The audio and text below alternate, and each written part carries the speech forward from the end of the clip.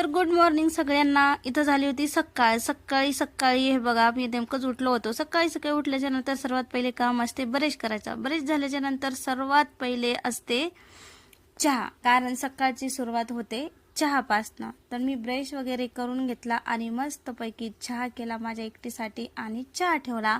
चहा ठेवल्याच्या नंतर मी आले आंघोळ वगैरे करून आल्याच्या नंतर किचनमध्ये काम होतं बघा, भांड्याचं काम होतं। भांडे पडलेले होते तर म्हटलं चला भांडे आपण मस्त घासून घेऊ। भांडे घासून घेतल्याच्या नंतर इथं स्वयंपाकाची तयारी करायची होती। स्वयंपाकात करायचं होतं मला डाळ आणि कांदा। त्यासाठी हरभऱ्याची डाळ मी मुरू घातली होती सकाळी 7 वाजताच झोपेतून उठल्या, आंघोळ झाल्याच्या नंतर।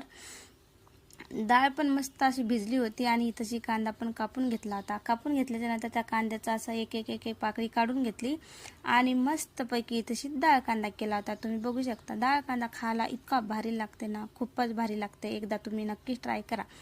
तर त्याच्यानंतर मी डाळ कांदा केला। डाळ कांदा शिजल्याच्या नंतर तशी भाजी बनवून तयार होती। त्याच्यानंतर मी तशी केलं, पीठ भिजवला आणि पोळ्या केल्याच्या नंतर पोळ्या गेल्या आणि सर्वात अगोदर मी घेतलं जेवायला, कारण भूक लागली की मला काही काम सुचत नाही, त्याच्यामुळे मी घेतलं जेवायला। आणि जेवण केल्याच्या नंतर कपडे वगैरे धुवून मी गेलती वरती कपडे वाळू घालायसाठी। तशी मस्तपैकी कपडे वाळू घातले होते जेवण केल्याच्या नंतर।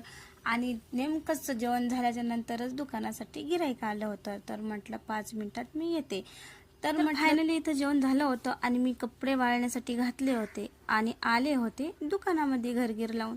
तर आजचा तुम्हाला मिनी ब्लॉग कसा वाटला, आवडल्यास कमेंट करायला विसरू